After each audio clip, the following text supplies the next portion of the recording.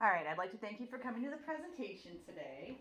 I'm talking about a business that deals with the type of management that's called the triple bottom line, and it's really more of a millennial type of business approach. It's pretty cool. It's about people, planet, and then profit. Profit is more of a tool, and the more important things in the business are the people and the planet.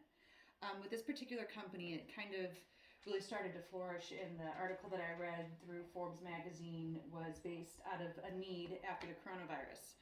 There are a lot of changes, especially for people at work, not being able to have a daycare to put their kids in, or having to work from home. But even if you were working from home, you still had children at home and you needed to watch them. So because of the coronavirus, there were a lot of changes, and one of the main changes were the closures of daycares, schools, and other education programs that a lot of people relied on, and that was a big problem for businesses as well. According to the United States Bureau of Statistics, in October of 2020,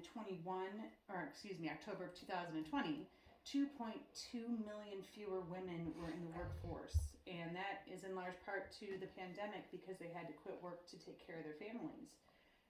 The kids didn't have anywhere to go. They didn't even have school.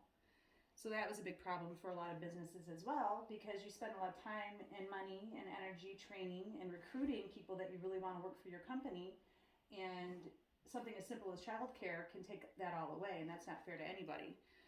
Rachel Carlson is one of the leaders that is focused on in this article. She's the co-founder and CEO of a company called Guild Education, and she always wanted to start daycare even before the pandemic hit, so she was already kind of looking into having one on site at their company.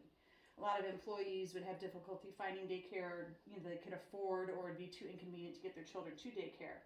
So when she started to look into it, she realized that a lot of people were saying, it's impossible, the insurance is too expensive, there's all this red tape, and there was a lot of bureaucracy to get through.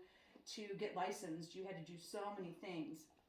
Fortunately, the company that she worked for is called a B Corporation, so they have kind of a lot of money, and she was able to persuade them that in order to retain their employees and keep people on, that this would be a good thing to do. If you could bring your kids to work and drop them off downstairs, you could see them during the day. I know myself, I quit a career in marketing when I had my first child because I couldn't even fathom leaving him with a stranger. So, I chose my family over my career, and sometimes that's just a choice that people can't make because they are single parents or they need both incomes. So she took the time and had the money, fortunately, through a company to be able to start a daycare on site. And she calls it the Beehive, and it definitely incorporates the people, planet, and profit. Because people can bring their children to work now, they're staying at work, there's better retention. And the other really cool thing that Rachel did is that she saw all the benefits of this, persuaded this company that she works or owns and the board of directors to contribute the money to the funding to do it.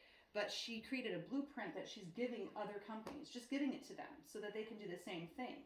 So that's more of that forward thinking about how sharing information rather than holding on to it and being greedy. It's kind of unethical. But by sharing this, other businesses can do the same thing. And if you have a business with, or you own a business or work in a business that has integrity, people are going to want to work with you. So that inevitably is going to bring you profit.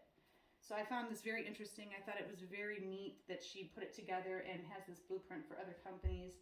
And pandemic or not, I just think it's a great opportunity for a lot of people.